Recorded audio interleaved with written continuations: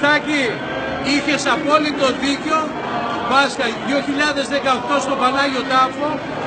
Έτοιμη. Πήρε. Πήρε. Κέι. Όποιος λέει δεν κέι, κέι. Κατά κέι. Εντάξει, έτσι λέμε. Πήρε. Γράφε εσύ. Δεν καίει πολύ. Ναι, είναι καίει. Εγώ λέω ότι είναι καίει, όχι δεν είναι καίει.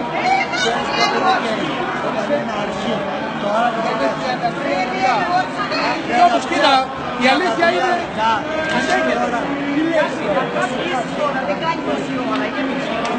Το βλέπεις, το τραβάς.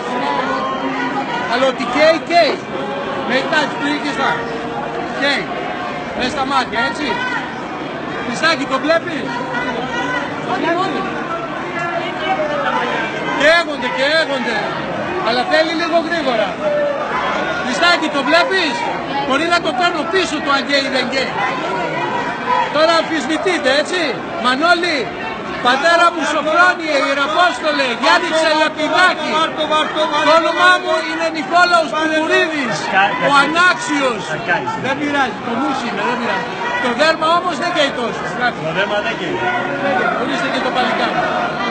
Στο καίει δεν καίει. Εντάξει Χριστό, το είδες.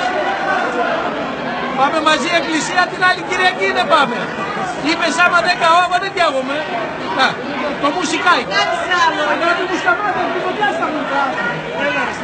Εντάξει, Χριστάκη μου, δεν ξέρω τώρα, είχα άδικο, είχες άδικο, ποιος έχει άδικο.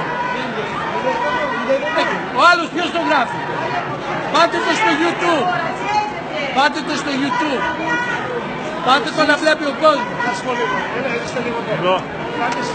Είναι δικιά μου γυναίκα, το ξέρεις. Κάτσε να πάω το φως στον κόσμο να δει.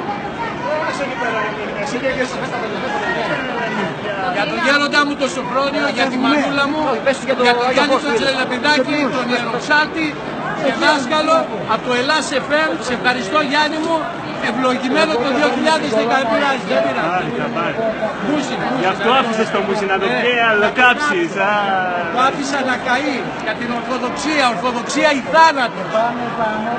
Ευλογημένο Πάσχα για όλο τον κόσμο, όλη την Ελλάδα.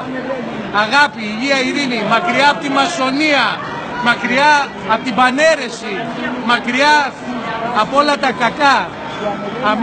Αμήν. Σε ευχαριστώ.